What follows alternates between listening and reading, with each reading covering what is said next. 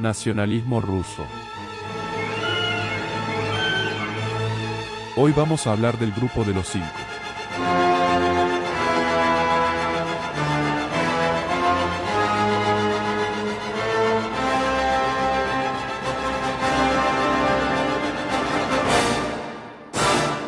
El grupo de los 5 fue un círculo de compositores rusos del siglo XIX, que se propusieron crear una música nacional rusa, libre de la fuerte influencia de la tradición académica alemana, francesa e italiana que dominaba en los conservatorios de la época. El grupo estaba integrado por Mily Balakirev, César Cui, Modest Mussorgsky, Nikolai Rizhki-Korsakov y Alexandr Borodin. Las características principales de su propuesta fueron: usar melodías y ritmos del folclore ruso, inspirarse en la historia de su nación, la literatura y las leyendas rusas, dar un carácter oriental o exótico a algunas obras, ya que Rusia es puente entre Europa y Asia, desarrollar un lenguaje propio, con armonías audaces y orquestación colorida. En resumen, fueron pioneros en afirmar una identidad rusa en la música clásica, y abrieron el camino para que después compositores como Tchaikovsky o Stravinsky fueran reconocidos mundialmente como rusos en estilo.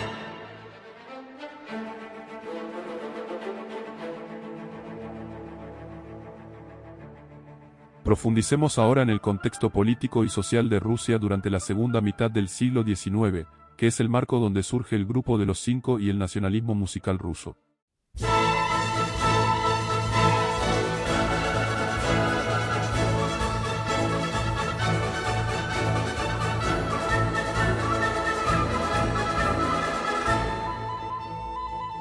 En cuanto a su estructura política y social, Rusia era todavía un imperio autocrático, gobernado por los zares de la dinastía Romanov. El zar tenía poder absoluto.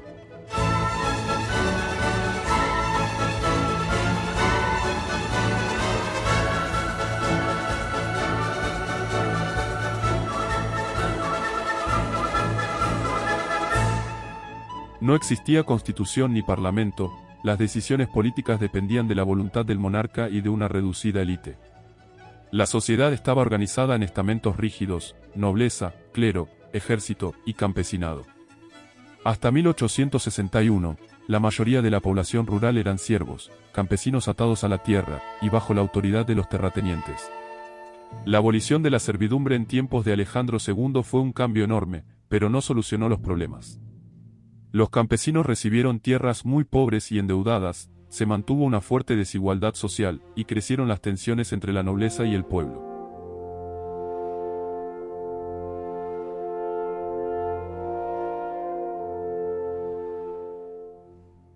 En cuanto a lo económico, tecnológico y social, a mediados del siglo XIX, Rusia estaba atrasada respecto a Europa occidental. Tras la guerra de Crimea que finalizó en 1856, donde Rusia fue derrotada por potencias occidentales, quedó claro que era necesario modernizar el ejército, la industria y la administración. El zar Alejandro II impulsó reformas, entre ellas los ferrocarriles, la justicia y la educación. Pero la modernización convivía con un fuerte autoritarismo político que no le permitía progresar libremente. En cuanto a la cultura e identidad nacional, en las élites urbanas de San Petersburgo y Moscú existía una gran influencia de Francia, Alemania e Italia en la literatura, en la música y en la ópera. Frente a eso, surgió un movimiento intelectual y artístico que buscaba rescatar lo auténticamente ruso: la literatura de Pushkin, Gogol, Turgenev, Dostoyevsky y Tolstoy. La pintura de Repin y los itinerantes de Peredvishniki. Y en música, el grupo de los 5. En cuanto a política, había un clima de cambio y efervescencia ideológica. Los eslavófilos defendían una Rusia basada en sus propias tradiciones, sin copiar a Europa. Los occidentalistas creían que el progreso solo podía llegar siguiendo el modelo europeo. Esto se reflejó en la música. El Conservatorio de San Petersburgo, fundado en 1862, por Anton Rubinstein, representaba la vía académica y occidentalizante. El grupo de los 5, en cambio, buscaba forjar una voz nacional sin depender de modelos extranjeros. La situación social y política alimentó el sentido nacionalista.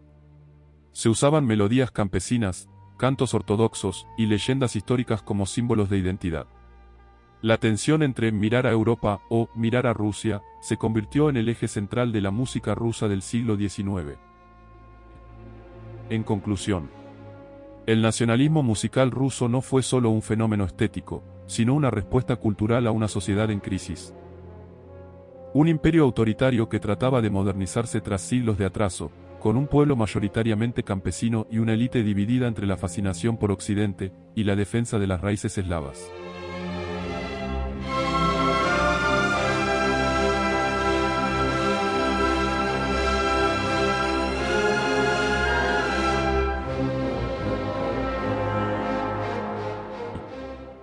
Pero volvamos a lo nuestro, el grupo de los cinco. En el año 1856, Balakirev ya estaba en San Petersburgo formando círculos musicales alternativos a los conservatorios oficiales. Allí conoció a Kuik, primero de todos. Un año más tarde conoció a Mussorgsky, quien llegó presentado por Kuik. A Rimski-Kórsakov lo conoció en 1861, cuando este aún era oficial de marina. Y, a Borodín, que era químico además de músico, lo conoció un año después que a Rimski.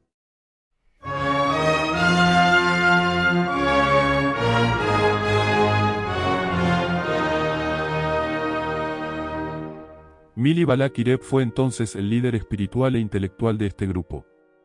Balakirev no solo era compositor, también era un mentor. Tenía formación sólida, y, aunque no era profesor oficial, guiaba a los demás en armonía, orquestación y estética. Se lo veía como el capitán del grupo, el que impulsaba la idea de una música nacionalista y popular. Los otros cuatro eran más jóvenes o menos experimentados, y lo admiraban como maestro. A veces la relación era desigual. Balakirev podía ser bastante autoritario y exigente.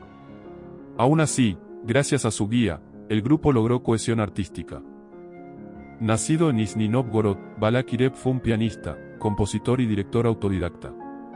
No tuvo formación formal en conservatorios, pero desde joven mostró gran talento musical. Fue el líder y mentor del grupo, promoviendo la creación de una música nacional rusa auténtica. Algunas de sus características compositivas más importantes fueron la fuerte influencia del folclore ruso y de melodías populares, y el uso de ritmos y modos tradicionales rusos. Entre sus obras más destacadas se encuentran Islamey, una pieza pianística virtuosística, y otras sinfonías y piezas corales.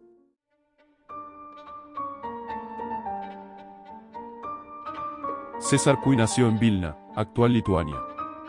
Era hijo de padre francés y madre lituana. Además de compositor, fue crítico musical influyente en Rusia. Su obra no fue tan revolucionaria como la de otros miembros, pero tuvo importancia en la difusión del nacionalismo musical. Sus principales características compositivas fueron el predominio de canciones, óperas y obras corales, con un estilo más académico y menos audaz que el de Mussorgsky o Balakirev. Usó armonías claras y estructuras tradicionales, aunque con tintes nacionales rusos. Destacó como crítico, apoyando la música rusa frente a la influencia europea.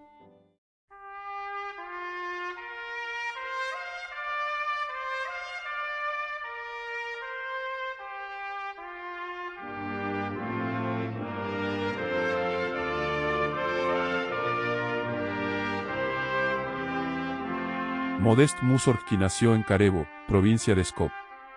Fue militar, pero abandonó la carrera para dedicarse a la música. Su vida estuvo marcada por problemas personales y salud precaria, pero su talento innovador dejó huella en la música rusa. Sus principales características compositivas fueron la innovación en armonía y ritmo, muchas veces rompiendo las normas clásicas. Mostró un gran interés por la literatura rusa y la pintura sonora de escenas dramáticas. Entre sus obras se destacan las óperas Boris Godunov, Kovanshchina, y cuadros de una exposición, la cual fue orquestada más adelante por Maurice Ravel. Su estilo fue directo, expresivo y a veces crudo, capturando la esencia rusa con realismo. Nikolai Rimski-Kórsakov nació en Tikhvin, cerca de San Petersburgo. Fue oficial de la Marina antes de dedicarse completamente a la música. Fue un gran pedagogo y orquestador, dejando un legado importante en teoría y enseñanza musical. Sus principales características compositivas fueron su maestría en la orquestación, con obras llenas de color y un gran manejo de los distintos timbres. Tuvo influencias de folclore ruso, mitología y cuentos populares. Entre sus obras destacadas se encuentran Scheherazade, El gallo de oro, Capricho español, y El vuelo del abejorro. Su música es brillante, descriptiva y muy rica en texturas.